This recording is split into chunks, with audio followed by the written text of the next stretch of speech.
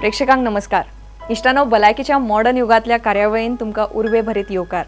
Modern होमिओपॅथीचे CEO doctor Vijay Kumar Mane हांच्या संशोधना वरवीं curative lion of ट्रिटमेंटाच्या आदारान कितलेशेच दुयेंती ह्या गंभीर दुयेंसाचेर जैत मेळून सामान्य जिवीत जगतात. इष्टानो ह्या भलायकी विशींच्या मालिकेंतल्यान मॉडर्न होमिओपॅथीचे senior medical consultant doctor Rupesh Pawar kidney failure ह्या गंभीर दुयेंसाचेर तुमकां मार्गदर्शन करतात. किडनींतल्यान कुडींतले गरज नाशिल्ल्यो गजाली मुतावरवीं भायर पडटात.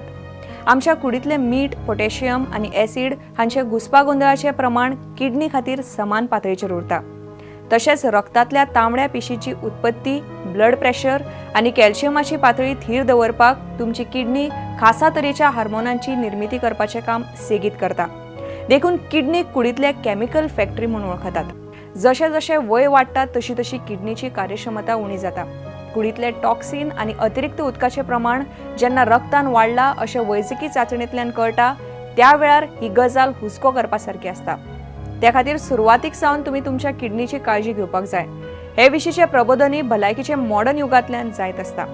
किडनीन लाखांच्या संख्येन सूक्ष्म अशे नेफ्रॉन्साचे जाळे आसता. हे जाळे रक्तांतल्या गरजेच्या घटकांक कुडीन दवरता आनी गरज नाशिल्ल्या घटकांक भायर उडयता. हे फिल्टर प्रक्रियेन ज्या वेळार आडखळी निर्माण जाता तेन्ना सावन किडनीची अधोगती सुरू जाल्ली आसता. हातून खूब वर्सां वतात. ही प्रक्रिया सवकास जाता. देखून किडनीचे दुयेंस बेगीन कळना. म्हणून तुमी तुमच्या संवयींचेर नियंत्रण दवरपाची गरज आसा. नेमान रक्त आनी मुताची तपासणी करूंक जाय. त्या खातीर सदांच तज्ञांचो सल्लो घेयात.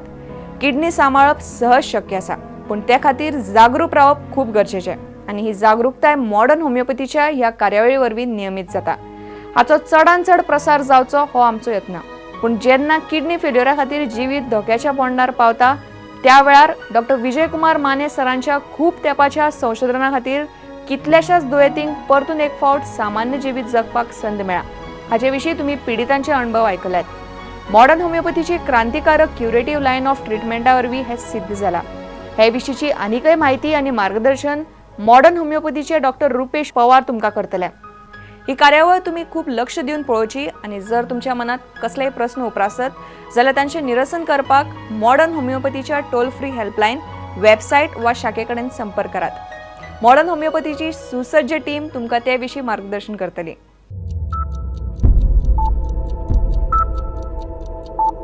जन्म आणि मृत्यू या दोन बिंदूंमधील अंतर म्हणजे जीवन होय. एका बिंदूकडून दुसऱ्या बिंदूकडे मार्गक्रमण करत असताना मनुष्य आपलं ध्येयनिष्ठ जीवन जगत असतो. जीवनाच्या या प्रवासात आजाररूपी अडथळे निर्माण होतच असतात. हेच अडथळे दूर करून जीवनगती निर्धोक राखण्यासाठी आधार देतं मॉडर्न होमिओपॅथी. चला तर मग जाणून घेऊया मॉडर्न होमिओपॅथी.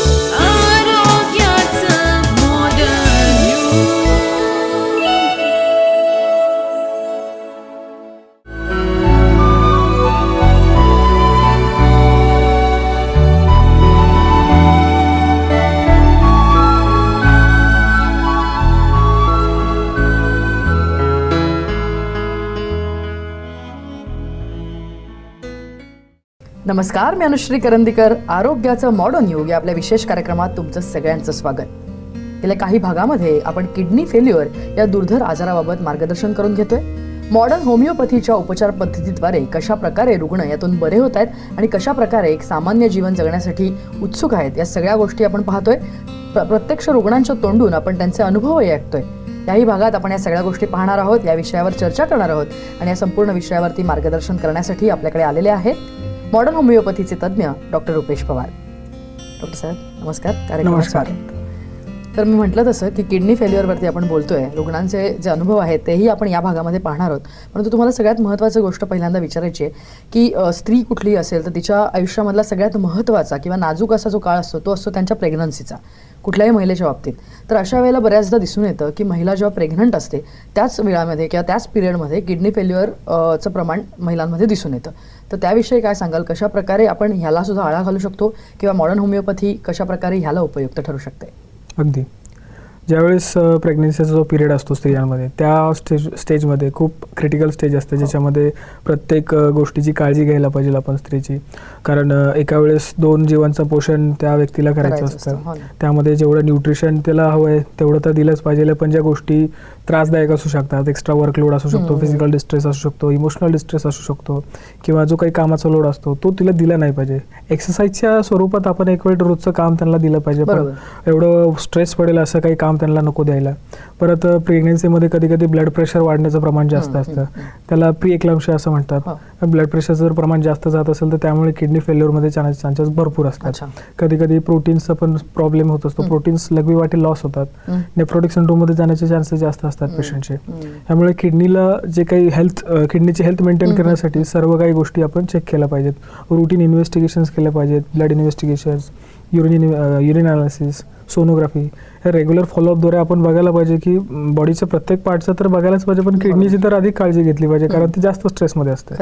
याचबरोबर रुटीन चेकअप करायला पाहिजे. आणि शेवटी की ज्यावेळेस डिलिव्हरीचा जो पिरियड असतो त्यावेळेस तर खूपच काळजी बाळगली पाहिजे. त्यावेळेस एक इंटेन्सिव्ह केअर म्हणून आपण सिच्युएशन क्रिएट करून पाहायला पाहिजे की बाबा अत्याही काळजी घेतली पाहिजे त्या व्यक्तीची. कारण त्यावेळेस जर जास्त ब्लिडिंग झालं डिलिव्हरीच्या वेळेस तर हायपोव्हॉलेमिक शॉकमध्ये गेल्यामुळे सुद्धा किडनी फेल्युअरमध्ये जाण्याचे चान्सेस असतात. बरोबर. मग एकंदरच भरपूर गोष्टी तेव्हा महिला फेस करत असते, बरेचसे प्रॉब्लेम येत असतात, आणि अशा वेळेला किडनीवरती या सगळ्याचा परिणाम होऊ नये या दृष्टिकोनातून मला वाटतं आपण ही प्रिव्हेन्शन्स घेतली पाहिजे, काळजी घेतली पाहिजे. यापुढे जाऊन मला तुम्हाला विचारायचं आहे, आपण बरेचसे रुग्णांचे अनुभव ऐकतोय. मॉडर्न होमिओपॅथीच्या केंद्रामध्ये असे अनेक रुग्ण येत आहेत, महिला असतील आता आपण पाहिलं तसं, किंवा पुरुष येत आहेत.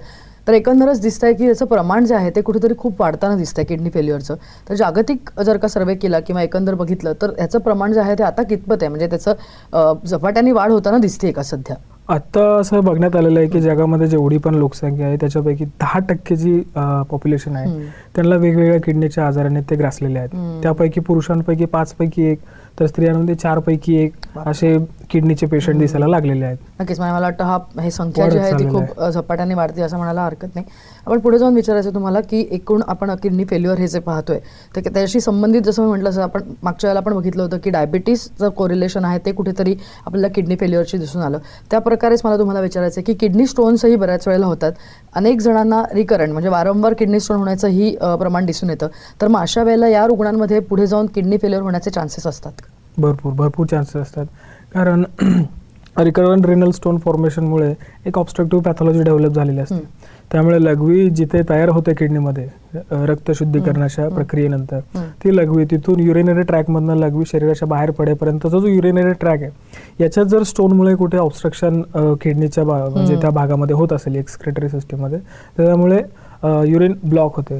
त्यामुळे एक बॅक प्रेशर किडनीवरती येत असतो. पण रक्त शुद्धीकरण करण्याची ही प्रक्रिया तर कायम चालू असते. त्याला काय असं कुठलं बटन नसतं की स्टोन झालं बटन लावलं आणि किडनी फंक्शन थोड्या वेळासाठी स्टॉप केलं आणि मग आपण किडनी स्टोनसाठी ट्रीटमेंट घेऊ, ते अव्याज चालू असतं. त्याला आपण काही करू शकत नाही. पण जर स्टोनसाठी जर आपण ऍक्टिव्हली त्यावेळेस काही ट्रीटमेंट घेतली नाही तर तो जो बॅक प्रेशर किडनीवरती पडत असतो यामुळे किडनीची कार्यप्रणाली कमी होऊ शकते. असं जर रिकरंटली जर रेनल स्टोन झाले, आणि कसं असतं की रेनल स्टोन एकदा झाले की ते एक टेंडन्सी निर्माण झालेली असते. कुठल्या प्रकारची सर्जरी केली, कुठली औषधे घेतली तर ते स्टोन्स परत येत असतात, तयार होत असतात. त्यामुळे जर ही परिस्थिती सारखी रुग्णावर ओढवली तर किडनी फंक्शन फेल होण्यामध्ये जात असते. नक्कीच. मला तुम्हाला विचारायचं आहे की जसं आपण आता डायबिटीसचं म्हटलं किंवा आता आपण या स्टोन्सचं बघितलं, तसंच आत्ताची जी तरुण पिढी आहे म्हणा किंवा इतर एकूणच इन जनरलमध्ये व्यसनाधीनतेचं प्रमाण कुठेतरी खूप वाढलेलं आहे. मग ते अल्कोहोल असो किंवा स्मोकिंग असो किंवा टोबॅको च्युइंग असो, अशा प्रकारचे व्यसनं जी आहेत ती आजकालच्या पिढीला खूप सहजरित्या लागतात. तर मग अशा वेळेला या सगळ्या व्यसनांचा परिणाम हा बॉडीवरती होतच असतो, परंतु किडनीवरतीही त्याचा डिरेक्टली असा काही परिणाम होतो का, किंवा त्यातनंही त्या गोष्टींमुळे सुद्धा किडनी फेल्युअर होऊ शकतं का? अगदी भरपूर चान्सेस असतात. तरुण वयामध्ये तर आपण आजकाल बघतोय की व्यसनाधीन होण्याचं प्रमाण जास्त होत आहे. टोबॅको स्मोकिंग, सिगरेट स्मोकिंग किंवा अल्कोहोल ड्रिंकिंग असेल, आणि असे वेगवेगळे कुठल्या तरी भरपूर प्रकारचे व्यसनं आजकाल दिसत आहेत की जे तरुणांमध्ये पसरत चाललेले आहेत. आणि याचं त्यांना काही गांभीर्य पण नसतं की याचा आपल्याला आयुष्यात पुढे जाऊन काय त्रास होऊ शकतो. पण जेवढं ते व्यसन कमी वयात लागतं तेवढं त्याचं पुढे जाऊन त्यांना जास्त त्रास लवकर होणार असतो. त्यामुळे वेळीच जर ह्या अशा व्यसनांना जर आपण आळा घातला तर पुढे जाऊन आपण किडनी फेल्युअर सारख्या आजारापासून वाचवू शकतो. ओके, आपण किडनीबद्दल बोलतोय, किडनी फेल्युअरबद्दल बोलतोय, तर अशा वेळेला किडनी फेल होण्याचे किंवा किडनीच्या आजारांचे मुख्यत्वे असे काही प्रकार आहेत का, काही पॅटर्न्स आहेत का? जनरली त्याचे 2 टाइप्स असतात, एक ॲक्यूट रिनल फेल्युअर, एक chronic renal failure. Okay. Acute renal failure हा एक सेल्फ लिमिटेड कंडिशन असू शकते. याच्यामध्ये रिकरंट युरिनरी ट्रॅक इन्फेक्शन होणे किंवा इंटेन्स फिजिकल डिस्ट्रेस होणे अशा काही कंडिशन्स असतात ज्याच्यामुळे पेशंट ॲक्यूट रिनल फेल्युअरमध्ये जातो. एक 2-3 तासापासून ते एक दीड महिन्यापर्यंत किंवा त्याच्यापेक्षा थोडा जास्त कालावधीसाठी असू शकतो. पण जो काही मेंटेनिंग कॉज असतो त्याच्यासाठी जो आपल्या शरीरामध्ये त्यावेळेस तयार झाला असतो, जसं मी उदाहरण दिले इंटेन्स फिजिकल डिस्ट्रेस असो किंवा युरिनरी ट्रॅक इन्फेक्शन असेल किंवा आपल्या खाण्यापिण्याच्या सवयी असतील, ह्या जर आपण वेळेस थांबवल्या तर ॲक्यूट रिनल फेल्युअर आपण कव्हर करू शकतो, ते रिस्टोर होऊ शकतं आणि परत नॉर्मली किडनी फंक्शन करू शकते. पण जर हेच सारखे ॲक्यूट रिनल फेल्युअरचे एपिसोड्स आले, पेशंटच्या किडनीमध्ये काही पॅथॉलॉजिकल स्ट्रक्चरल चेंजेस होतात की ज्याच्यामुळे किडनीचा जो इंटरनल स्ट्रक्चर जे असतं ते चेंज होतं. त्यामुळे मग ॲक्यूट रिनल फेल्युअरचं हे जे काही कंडिशन आहे ही क्रॉनिक रिनल फेल्युअरमध्ये जाऊ शकते. त्यामुळे क्रॉनिक रिनल फेल्युअर ही कंडिशन कशी असते की याच्यामध्ये जसं मी म्हटलं की पॅथॉलॉजिकल चेंजेस झालेले असतात, त्यामुळे जे रक्तशुद्धीकरणाची किंवा चाळणीसारख्या सिम्पली स्पीकिंग जी काही प्रक्रिया असते किडनीमध्ये ती होण्याचं प्रमाण कमी होतं. आणि मग क्रॉनिक रिनल फेल्युअर होण्याची कारणं जे असतात हे काही प्री एक्झिस्टिंग कंडिशन्स आपल्या शरीरामध्ये असू शकतात, like diabetes, blood pressure, ischaemic heart diseases असो, लिव्हर प्रॉब्लेम असो किंवा आपल्याला वेगवेगळी कुठली व्यसनं असो किंवा खाण्यापिण्याच्या चुकीची सवय असो, यामुळे पेशंट क्रॉनिक रिनल फेल्युअरमध्ये जाण्याचे चान्सेस जास्त असतात. त्यामुळे अशा गोष्टींना जर आपण वेळीच आळा घातला तर क्रॉनिक रिनल फेल्युअरपासून आपण रुग्णास वाचवू शकतो. नक्कीच, मला वाटतं किडनी फेल्युअरबद्दल आपण बोलतोय आणि मॉडर्न होमिओपॅथीची उपचार पद्धती या सगळ्यावरती कार्यरत होते. म्हणजे जसं आपण म्हटलं तसं की जो रोगाचं मूळ आहे त्याच्यावरती आपण काम करत असतो आणि त्यामुळे वारंवार ही ट्रीटमेंट न घेता एकाच पूर्ण आपण जर का मुळावरतीच घाव घातल्यानंतर पूर्णपणे आपल्याला यश मिळणारच असतं. किडनी फेल्युअरवरती आपण तुमच्याशी मला अजूनही चर्चा करायची आहे, त्याचबरोबर रुग्णांचे जे काही अनुभव आहेत तेही आपण ऐकणार आहोत, परंतु इथे घेतो एक छोटासा ब्रेक.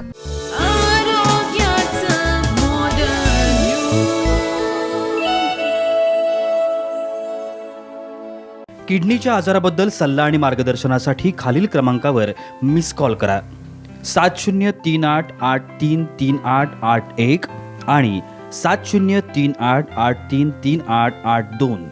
समुपदेशन आणि मार्गदर्शनासाठी मॉडर्न होमिओपॅथीच्या खालील केंद्रांवर संपर्क साधा. दादर, कळवा, धनकवडी, पिंपरी चिंचवड, म्हापसा, मडगाव, नाशिक, औरंगाबाद, कोल्हापूर, नांदेड, नागपूर आणि सोलापूर.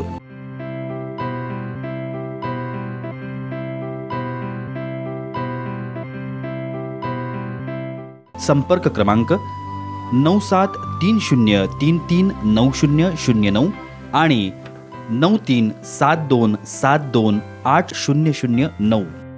टोल फ्री क्रमांक 180012180009. Website modernhomeopathy.co.in. Email ID info@modernhomeopathy.co.in आणि kidneycureclinic@gmail.com.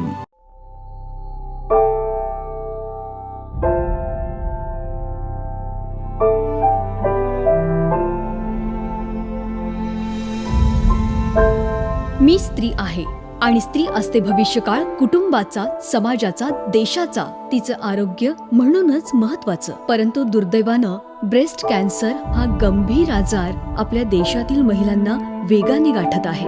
त्यांचं करिअर, जीवन उद्ध्वस्त करीत आहे. आपल्या सर्वांना हे थांबवायचं आहे आणि आपण हे थांबवू शकतो मॉडर्न होमिओपॅथीच्या सहाय्यानं. Modern homeopathy, the curative line of treatment.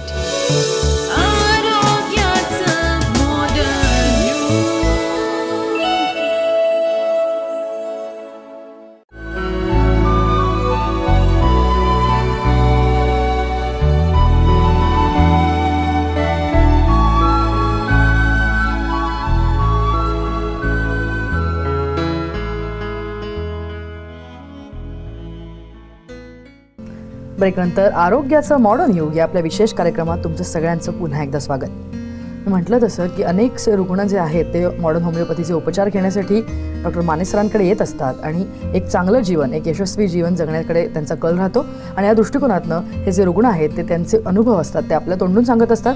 असेच श्री पटेल यांचा जो अनुभव आहे, त्यांना कशा प्रकारे डायलिसिस मुक्त केलं गेलेलं आहे या सगळ्याचा अनुभव त्यांनी स्वतः तोंडून सांगितलेला आहे. आपण ऐकणार आहोत त्यांच्याकडनंच. सुरुवातीला मला सुजन आली बॉडीमध्ये आणि नंतर किडनीचा प्रॉब्लेम झाला. तर मी इथं कोथरूडला एक हॉस्पिटलमध्ये दाखवायला गेलो. त्याने औषधोपचार चालू केला. मग फारसा काही फरक पडला नाही. मग त्यांनी मला हॉस्पिटलवर ॲडमिट केलं आणि तिथे ट्रीटमेंट चालू केली.